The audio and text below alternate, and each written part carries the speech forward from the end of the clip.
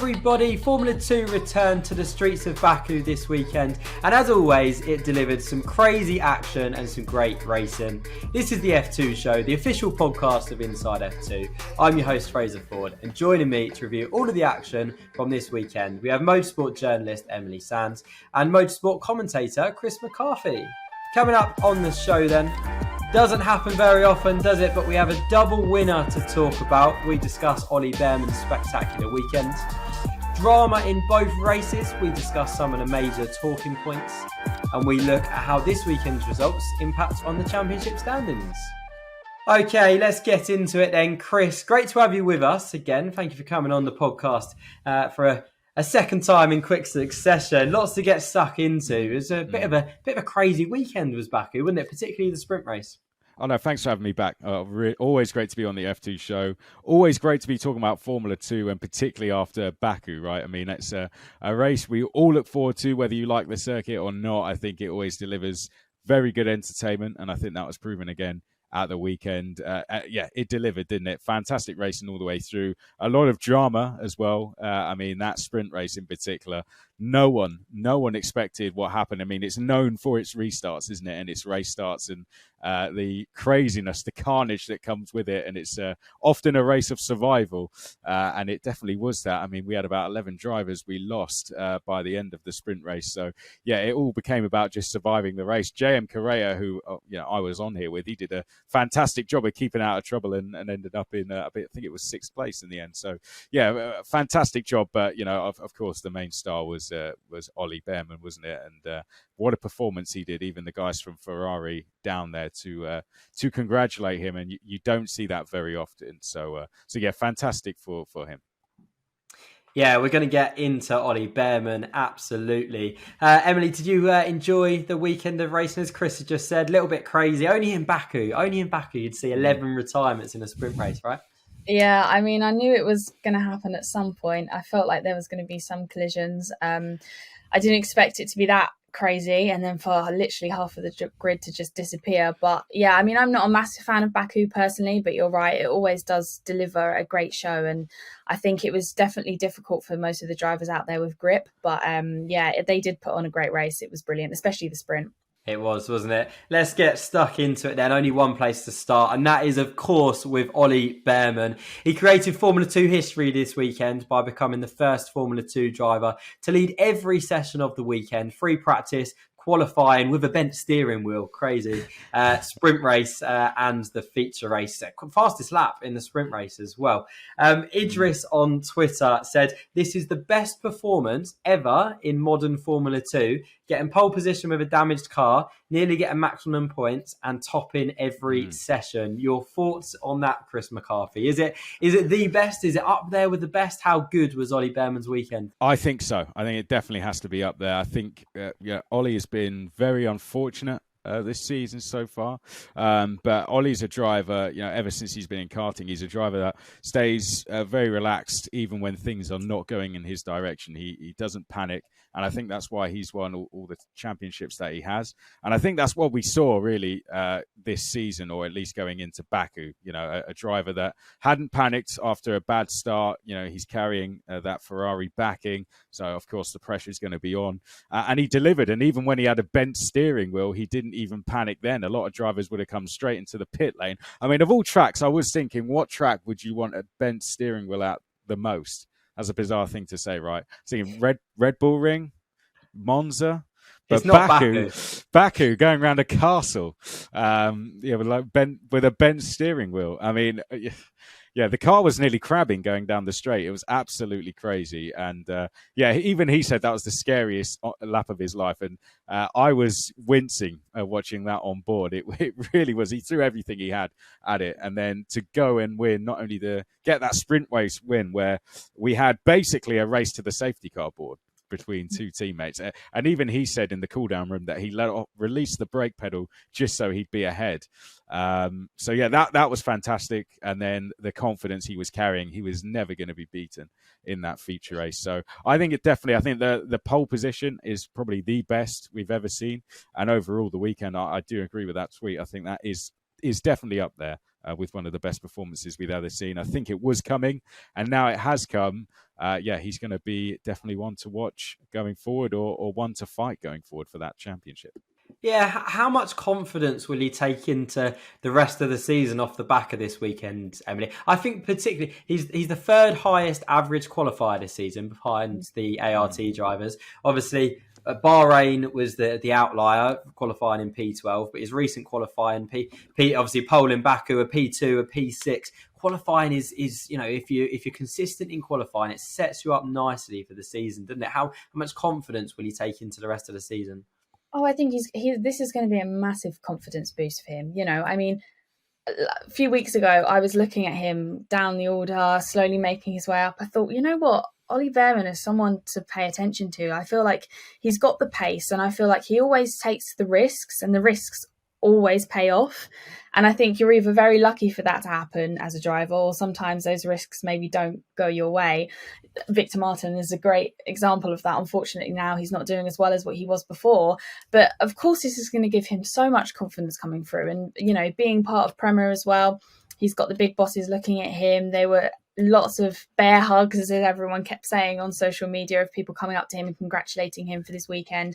So yeah, I think it's going to be a massive push forward for him in confidence. And to be honest, I can't wait for him to see it again. And I reckon he will probably maybe not win both the sprint and the feature and qualifying again in one weekend, but I think he's definitely going to be on that podium a lot more going forward. Yeah, a real platform for him to kick on from. What an unbelievable weekend.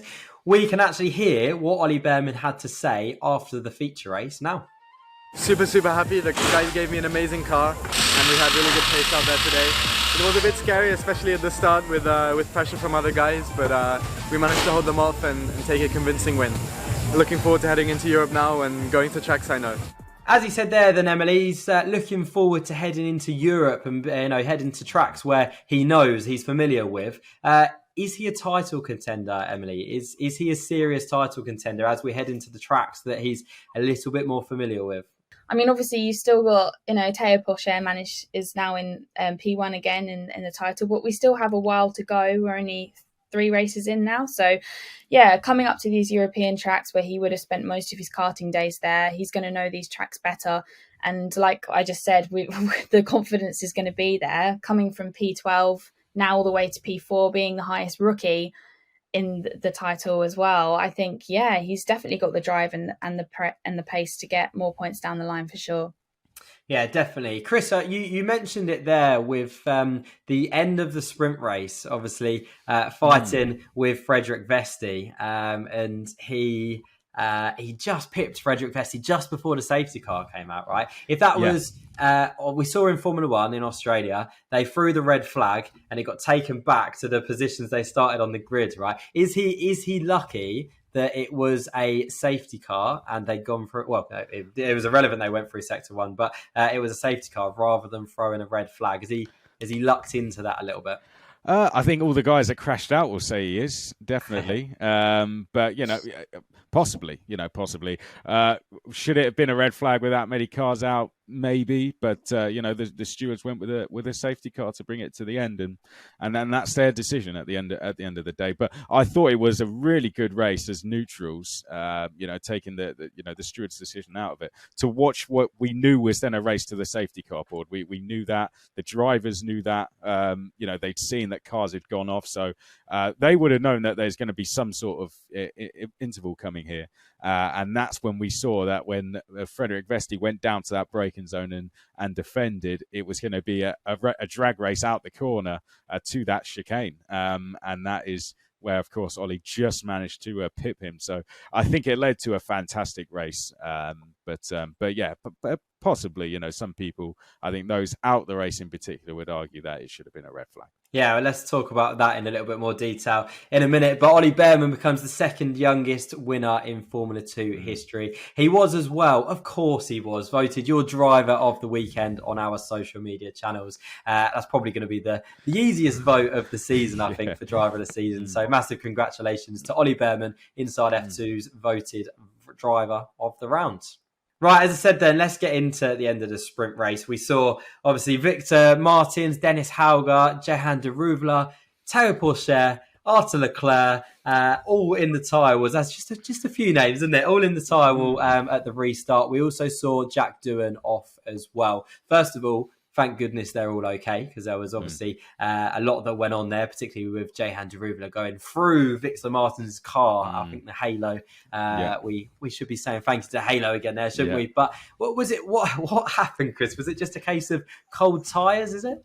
I think look, it's a long run down to that corner, isn't it? The guys know that this is their chance to make some places. We only had a few laps remaining, so a long run down followed by cold brakes, cold tyres, and not only that, but our driver leading ultimately went too deep under braking, and everyone else. You do this in kart racing. This doesn't just happen in Formula 2, Formula 1. When the guy leading the race goes deep on the brakes, usually everyone else follows them off. So I think that we saw a small case of that, a leader going in too deep and everyone else trying to outbrake him and going even deeper, essentially. And you imagine a whole pack of cars has now braked too late, and they all go moving forward, and only a few drivers actually managed to pick a braking zone which was right for them, and Ollie was one of those. So I think we saw a small case of that, really. That one mistake had a chain effect and led to a bit of an incident. I'm not placing blame on a lead driver there, because ultimately people should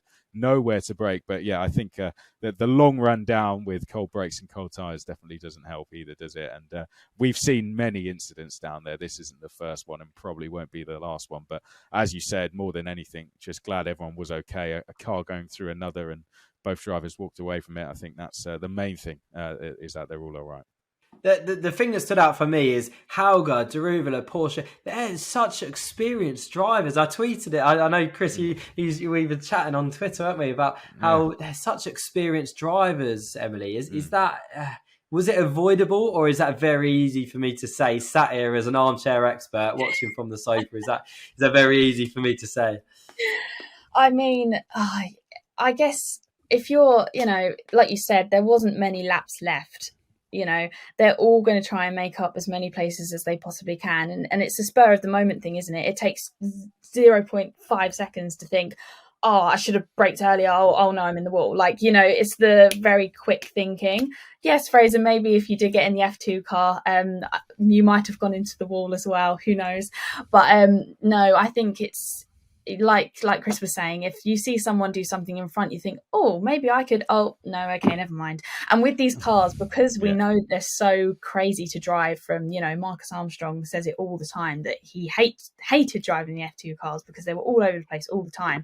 When you have got cold tires and you have got cold brakes and you see the person in front of you try and do something, that's when it all gets tangled up, and then you kind of can't really avoid what's happening in front of you. And like Doohan did, accidentally went underneath a car. So I mean, sometimes you just can't control those moments, and like Baku is, we've seen it before, we're going to see it again. It's a tricky corner to get around, and especially with cold tires and cold brakes.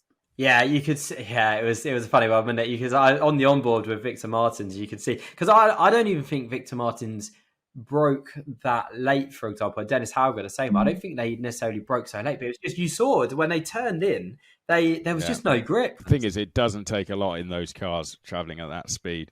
And you don't know at the end of the day. They're not going to know. Of course, they're all very experienced drivers, but you're not going to know how much temperature is in those brakes and in those tires, and until you hit the brakes for the first time. And that's a scary thing, isn't it? And that's why they're the guys that are out there doing these races, and we're the ones watching, because it must be terrifying to do that. To travel as fast as they are, but you're going in strong and you're into the barriers, unfortunately. But everyone got away from it, and it still led to an absolutely fantastic battle out of it. So it was really, really entertaining to watch. It was, wasn't it? And that's why we love Baku as much as we do. Great result for Prema, by the way. A 1-2 finish, obviously, in the sprint race, winning the feature race as well. And Prema were voted your team of the weekend on our social media channel. So a big well done to them. Some news after the checkered flag then. So Victor Martins was disqualified from the feature race following a technical infringement on his car. Another disappointing weekend for him. However, his teammate Teo Pourchaire, he returns to the top of the standings with a third place finish in the feature race. He was fighting obviously Ollie Bearman and Enzo Fittipaldi for the places on the podium, particularly at the beginning of the feature race, Chris. But he didn't necessarily he didn't risk it all, did he, to maintain those positions? Is that a sign of perhaps a more mature Teo Pourchaire since Jeddah, maybe? I think so. Of course, he had that fantastic first round. And then, as you mentioned, since then, he's had mixed fortunes, to say the least. Of course, we all remember the incident he had at Jeddah, where he definitely braked a little bit too late, to say the least. Was very apologetic afterwards. But yeah, I think you might be right. I think that's going to have an effect on you as a driver. Of course, these guys are very quick to put things behind them. But no doubt, he's a much more mature driver this year. Like Ollie Bearman, he won at 17 years old. So we'll have to remember he's still coming through the ranks. He's got F1 support as well. Many expected him to be in a Formula One seat this season, or at least in a reserve role of some sort, and not in Formula 2. Now he's here. He wants to win this championship, and he knows that points make prizes, don't they? And last year he just lacked the points, consistently. And this year he is now picking them up. When he has a bad race, he comes back the next day with a good race. And I think it's been very impressive to see that so far, because he's not throwing weekends away. He's bouncing back the next day. And I think that's, definitely the sign of an improved driver from last year, and someone who you could say is looking more and more ready to jump in a Formula One car. Absolutely. The most consistent qualifier on the grid this season so far as well. And I think it's unbelievable. He leads the championship despite not scoring in half of the races he's taken part in this season. Only 4 points finishes. But when he does finish, he seems to get the big points, and he seems to be on the podium every time. Yeah. So, well, that shows how chaotic it's been so far, hasn't it? It's very colourful, the F2 championship table, with points. Some people in the points, some people out the points, DNFs. It's as long as you're consistent like Kush Maini has been, you're going to be up there. We're going to get on to Kush Maini. What a start to the season he's had. Emily, I've mentioned Victor Martins there. How disappointed will he be with the start of the season and with this weekend in particular, because he's had so much pace, hasn't he? And again, he's the second highest average qualifier so far this season. The 1 lap pace is there, the race pace is there as well, but he just doesn't see. Is it luck? He's just been caught up in an awful lot, hasn't he? Yeah, I mean, I feel very, very sorry for him. I really thought that he was going to do great things. It is a luck thing, maybe. Sometimes you think, oh, he's actually going to do decently today, and then something happens. And, it's got to be a big confidence knock as well when things like that happen. I'm sure he's trying to not let that get to him, but it is difficult when you are supposed to be one of, the favourites for the season. But like Chris just said, this F2 grid is very colourful, and you don't know what's going to happen at what point. And I think that's why so many of us enjoy this series, because we come in thinking, oh, they're going to be really good this year, like Jack Doohan, for example. We'll get onto that in a second. I know you mentioned, but and then something else happens and they don't. And so I do feel bad for him. Maybe he'll be able to pull it back, but to be honest, I don't know. Is the title the championship now? Is everyone slotted into where they're supposed to be for this year? Are we going to really have any more comebacks from other drivers? I'm not sure, but I do feel bad for him, because I really did want him to do well this year. Definitely a tough weekend and a tough start to the season for Victor Martins. Let's talk about Jack Doohan then. You've just mentioned him there, Emily. What is going on with Jack Doohan? And for me, particularly the qualifying, because he was such a good qualifier last year. That was his strength, was qualifying. And then so far this season, 17th in Bahrain, 15th in Melbourne, 16th qualifying this weekend. What is going on, Emily? What's happening there?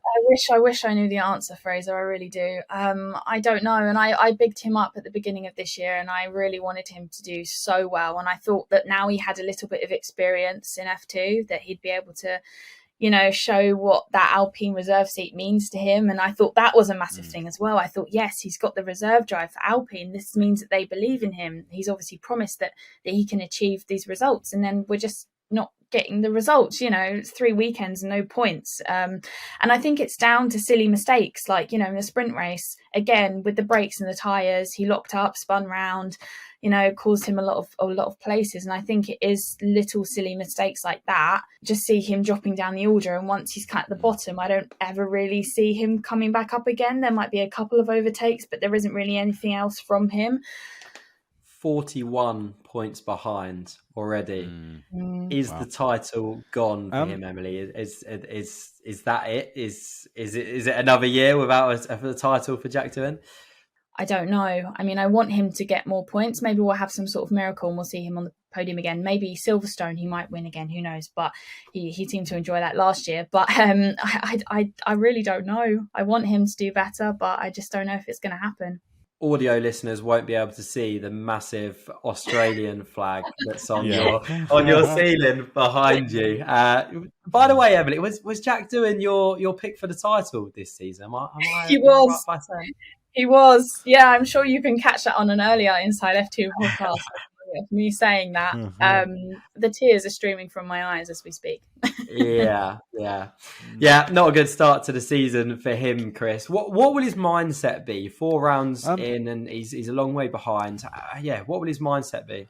Look, I mean, it's going to be. There's 10 rounds to go, isn't there? There's a long way in the championship to go.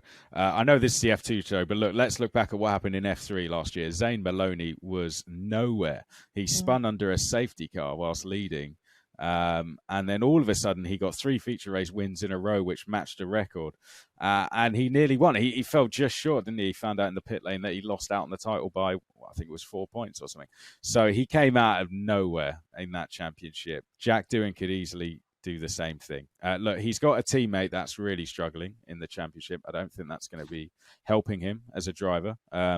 But, he's not got that teammate next to him where they're really battling each other in the garage as to who's going to be the best. I think we're seeing that in ART and in Prema in particular. But, look, there's still a long way to go. And we've got a triple header coming up, as we were talking about. And I think F2 is all about form, isn't it? And if you can hit a run of form, then all of a sudden you're going to find yourself absolutely flying. I think this break is actually going to do him some good. He can reset, come back, and if he can start at Imola with a really good weekend, then he's back in contention, in my opinion. It may be a long way back, but trust me, once these guys get going, they're all capable of doing it. Plenty of them in that grid are. If they hit a run of form like Zane Maloney did in F3 last year, then all of a sudden we'll find him back in contention. So I hope that's good news for you, Emily. Fingers crossed. So you don't think, Chris, the title's over? Just to clarify, you don't?